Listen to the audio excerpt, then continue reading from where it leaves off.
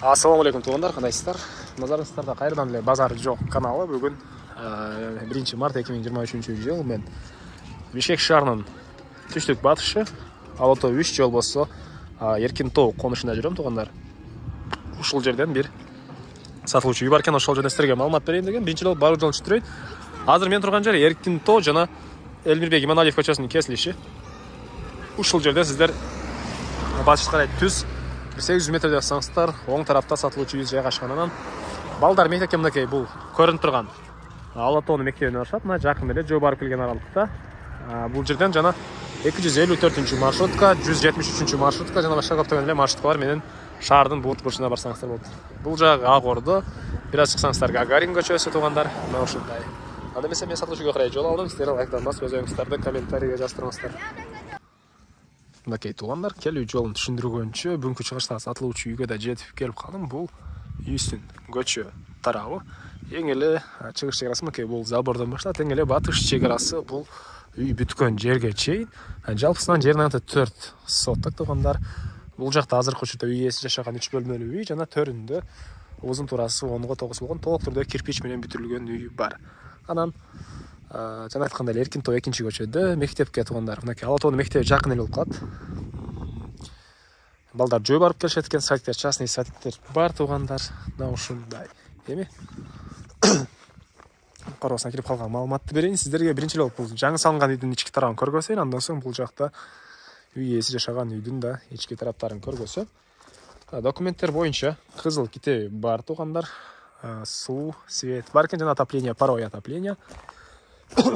Азыркы учурда бул үйдө үй ээси жашайт, 3 бөлмөлүү үйдө. Бул жаңы эле салынган, узун турасы 10го 9 болгон 90 квадрат метрлик үй туугандар. Мынакей. Бул жакта тең мондай тротуар. Үйдүн тышкы тарабында жаткан бул жакта. Бул негизги кирүүчү эшиги. Мынакей ушул жерде орнотулган. Чыгыш тарабында бир терезе, 2 терезе, бул жакта өзүнчө да бир эшикке жай туугандар. Сейсмопояс коюлуптур. Андан ары бул мынакей кире бериши. Электропроводдор тартылган, ылдыйтын стяжка коюлган. Так, мынакей. Андан ары оң тарапта бир бөлмө. Кухня окшойт менин оюмча. Бул жакта могу жер бөлүнүп, санузелдин жайы. Бул жакта дагы бир бөлмө жана катарынан 2 бөлмө жайгашкан. Мынакей бул жакта бир бөлмө. Анан бул жакта дагы бир бөлмө туугандар. Мынакей. Так, андан ары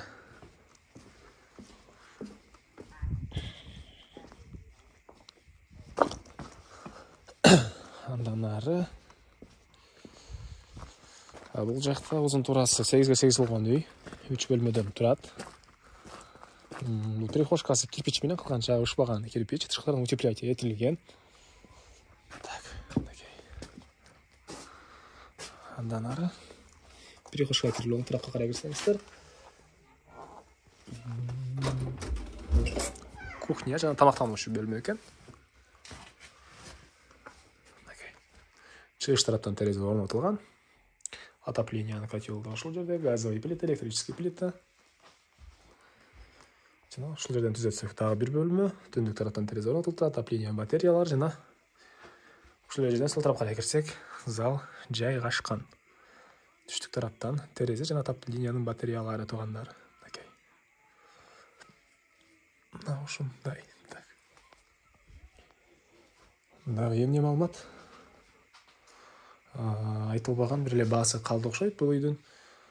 Баасы туугандар $36,000 сурап атыптыр үй ээлери. Анан дагы сүйлөшүү болот. Ээсинин номеринен экранга ээси телдеп калтырам. Звонок кылып сүйлөшүп көрүңүздөр, сүйлөшүү болот.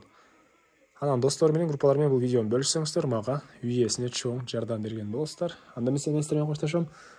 Кийинки чыгышка чейин туугандар, саламатта калыңыздар.